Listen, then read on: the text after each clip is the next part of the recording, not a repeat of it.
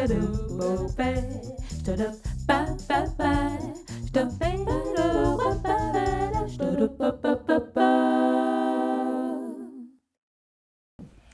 bonjour. Bonjour docteur.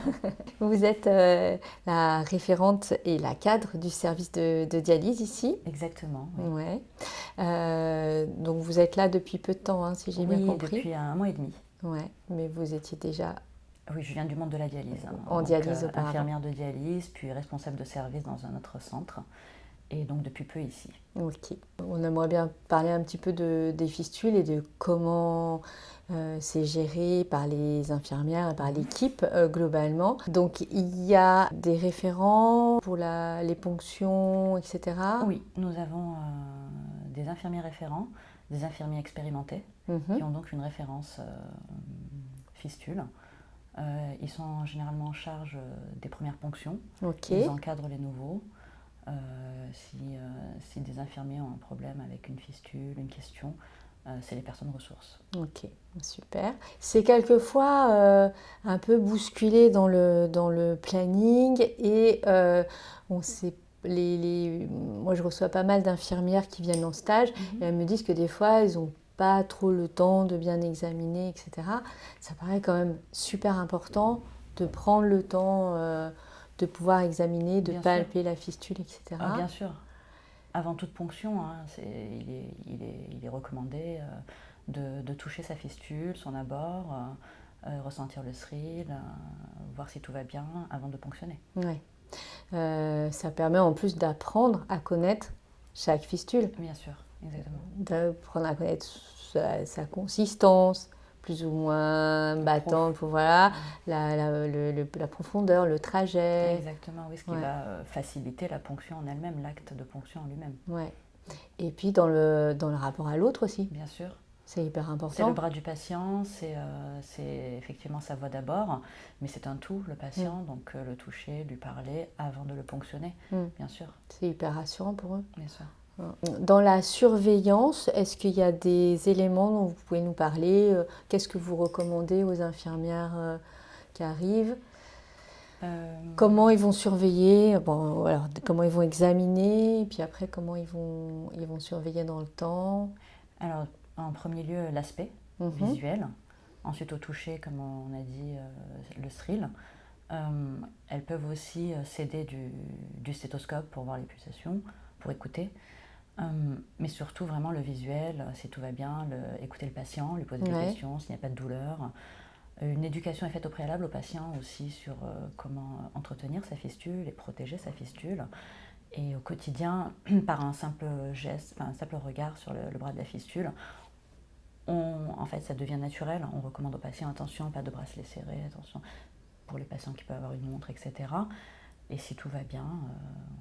Ouais, ça c'est super important de dire que les patients, ils ont un rôle très important dans l'histoire, parce que c'est leur fistule, et c'est eux qui la connaissent le mieux. Oui, c'est eux qui la connaissent le mieux, et ils sont porteurs de cette fistule tous les jours, donc hors de la dialyse, à la maison, parfois au travail, donc pas mal de recommandations leur sont données, mais c'est vrai que c'est des rappels à faire à chaque fois. Donc les infirmières le font, les aides-soignantes aussi le font. Des rappels aussi à l'hygiène de la fistule. Voilà, donc avant toute ponction, le bras de la fistule doit être lavé. Du savon doux par le patient, ils le font très bien. Les patients qui ont un peu de mal, on a des aides-soignantes pour les aider. Et voilà. Ouais, c'est super. On leur fait faire des échodopplérs de temps en temps? Oui. Régulièrement. C'est programmé par les médecins. Pour surveiller de façon régulière. Quand tout va bien et s'il y a un problème. Un peu plus rapidement s'il y a un problème. Bien sûr. Voilà. Bien sûr. À quel moment vous allez alerter? Quels sont les problèmes pour lesquels vous allez alerter le médecin pour dire, bon, là, on a un souci Alors, bien sûr, si le patient a mal, première chose. Ensuite, s'il y a des difficultés à la ponction. Ensuite, au niveau des paramètres des générateurs. D'accord. C'est des choses qui doivent alerter. Les paramètres, il y a quels paramètres qu'on peut surveiller qui vont permettre d'alerter? Alors, des pressions, des recirculations aussi. Ce genre de paramètres doit alerter. Dans un premier lieu, le médecin, on regarde, et puis si ça ne va pas, là, on fait un examen plus poussé. Ok. Il y a aussi des fois des histoires de plaies, etc. Oui. Ouais. C'est les recommandations qui sont données aux patients, justement. Une croûte au niveau de la fistule, ne jamais gratter. L'infirmière ne pique pas sans avoir montré au préalable au médecin. Quand le patient arrive et qu'on voit une croûte, surtout on ne l'arrache pas et on ne pique pas avant d'avoir fait avant d'avoir fait vraiment un examen, un tour complet pour vérifier que ce n'est pas quelque chose potentiellement hémorragique. Exactement. Voilà, et qui pourrait être faire dangereux. Un petit geyser. Pour les premières ponctions, vous avez un protocole des premières ponctions particulier? Oui. Alors, on fait de notre mieux en fonction du planning. Déjà, infirmier expérimenté. Et on essaie de faire en sorte que sur le planning, 2 infirmiers essaient à tour de rôle de prendre en charge le patient. Oui. Première ponction, parce qu'il faut un infirmier expérimenté déjà pour rassurer le patient. C'est quelque chose de nouveau et qui peut être assez angoissant. Donc déjà l'expérience de l'infirmier. On a des outils aussi, le casque virtuel, qui peut, pour les patients qui en ont envie, bien sûr, qui le souhaitent, pendant la ponction, ils peuvent visualiser un endroit, tout ce que fait le casque virtuel. Voilà. Et puis nous, on a un suivi derrière, on a un classeur avec le nom du patient. Parfois, on a des photos qui viennent de vous, qui sont très pratiques et pour s'appuyer, très utile pour s'appuyer. Voilà. Moi, je pense que c'est vraiment un passage très très important, les premières ponctions, parce que ça conditionne vraiment le vécu des patients. Parce que si ça ne se passe pas bien, la mise en route pour que ça se passe bien, ça va être très long. Avant de les rassurer, ça peut être compliqué.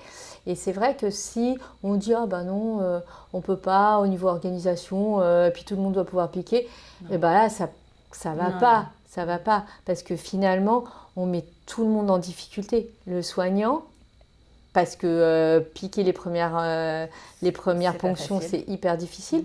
Donc, il va être aussi en difficulté. Puis le patient, il va être terrorisé.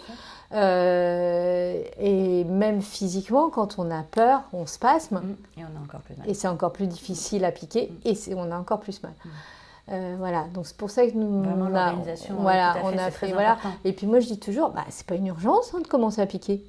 S'il n'y a pas la personne qui a l'habitude et avec qui ça va être, le patient va être à l'aise et que tout se passe bien, on attend, c'est pas grave. Oui, bien sûr. Pas là une séance près. Non, vraiment l'organisation en amont est très importante et comme vous avez dit, conditionner le futur des ponctions de ce patient. Oui, parce qu'il gardera une mémoire traumatique si vraiment il se rappelle. Ouais, et puis même, ça peut avoir des conséquences physiques. Oui. Parce que ça se passe mal, l'hématome, sténose, puis même des fois des sténoses qui sont dues à la fibrose dues aux hématomes. Et là, on retarde complètement la prise en charge. À vouloir se précipiter, on perd beaucoup de temps. Donc, bien appliquer les protocoles, première ponction avec l'infirmier expérimenté, uniponction dans un premier temps, les 6 premières séances, et ensuite on peut passer à la biponction si tout va bien. Tranquillement, voilà. Si tout va bien et que tout se passe bien. Et puis c'est vrai que si c'est toujours la même personne, en plus le patient il va savoir où ça va se passer, il va pouvoir appliquer la pommade anesthésiante au bon endroit. C'est pas mal aussi, parce que quand on leur dit d'en mettre partout, ça marche pas très bien. Il vaut mieux mettre juste ciblé au bon endroit, bien ciblé, et ça marche vachement mieux. Voilà, non, c'est super d'avoir mis en place tout ça. Zachary nous a parlé du buttonhole. Oui. Alors, vous êtes un peu des pros du buttonhole, ça c'est pas mal. C'est une super technique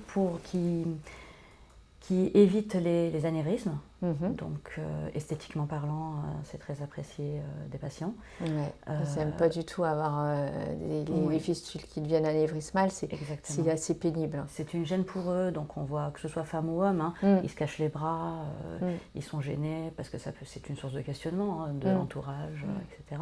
Donc c'est vrai que cette technique permet de ne pas avoir ces fameux anévrismes. Ça permet aussi un temps de saignement raccourci, enfin. Ça permet aussi, ce qu'on a vu du coup avec Zachary, l'autoponction. Ah ouais, C'est moi, je hyper, trouve ça vraiment super. Au niveau de l'autonomie, Ouais. c'est hyper... Parce que les patients, ils reprennent leur, leur emprise sur leur exactement, vie, ils quoi. prennent un peu le contrôle. Le contrôle de donc, leur vie. Et au lieu de oui, subir les oui, choses, exactement. c'est Donc, eux-mêmes qui gèrent. Ils Et gèrent ça, cette fonction. Au niveau de la douleur, ils gèrent parce que c'est leur geste à eux. Donc voilà. Et la technique du buttonhole permet ceci en fait, c'est toujours le même point. Donc c'est une croûte qui se forme et un point dans lequel les patients vont piquer un petit tunnel en fait. Un petit tunnel, voilà. Ouais, c'est un petit tunnel qu'on a créé voilà. Et on repasse systématiquement l'aiguille mousse dans le même tunnel. Voilà. Même tunnel. Exactement. Voilà. Donc le principe c'est créé au départ avec des aiguilles tranchantes, 6 séances et là aussi toujours avec le même infirmier parce qu'il faut le geste, la trajectoire que soit identique pour justement créer ce fameux tunnel qui va rester à demeure. Et ensuite, on passe aux aiguilles émoussées. Et ensuite, quand le patient se sent à l'aise, il reprend notre geste. Et voilà, toujours dans le même tunnel. Ouais. Moi, je trouve ça vraiment une technique très, très intéressante qui apporte beaucoup au patient, à son confort, à son autonomie. C'est vraiment très bien. Il y a quand même un risque avec le buttonhole, il y a plus de risques infectieux. Le risque est infectieux essentiellement. Donc, il y a une éducation en fait, sur les gestes d'hygiène. Qui sont, même s'ils sont quand même rigoureux pour tous les patients dialysés, encore plus pour la technique du buttonhole. Donc une désinfection spécifique, le port du masque, voilà. Ok. Et surtout aussi qu'ils comprennent que même en ayant pris toutes les précautions, ça peut quand même s'infecter. Exactement. Puisqu'il y a un tunnel, c'est un espace où les microbes peuvent se loger. Donc, qui comprennent bien qu'il faut alerter dès qu'il y a quelque chose de bizarre. Chaleur, rougeur, un peu de température, ils doivent nous alerter. Ils sont prévenus, ils savent très bien que ne pas laisser passer ces petits signes qui peuvent être petits pour eux, mais signes qui peuvent être très importants. Il y a une part de déni aussi des fois. Parfois, oui, c'est vrai. Parce qu'il y a des patients, on se dit, il a bien vu quand même que c'était tout rouge. Mais on n'a pas forcément envie d'avoir une complication, on n'a pas forcément envie que qu'il y ait quelque chose qui se passe. Donc, notre rôle est aussi, en fait, nos patients s'autoponctionnent, mais ils sont quand même dans une salle avec nous. Il y a des passages réguliers, on essaie de regarder en début, on pose des questions et on observe, l'observation. Ouais, c'est très important. En fin de dialyse, qui comprime ? C'est les infirmières, les patients, quel type de ponction ? Les premières ponctions ? Toutes les ponctions. Alors, les premières ponctions, il y a un protocole, c'est un personnel soignant qui comprime, donc une infirmière, 20 minutes, les 3 premières compressions. Ensuite, si le patient est autonome, c'est le patient. D'accord. Il aura appris, bien sûr, au préalable comment. Et si le patient ne peut pas, une aide-soignante, une infirmière. D'accord. Vous avez des aides-soignantes aussi qui sont très impliquées. En centre lourd, bien sûr, oui, elles sont géniales. Bon, merci beaucoup. Merci à vous. Ba ba ba ba ba ba ba ba ba ba ba ba ba ba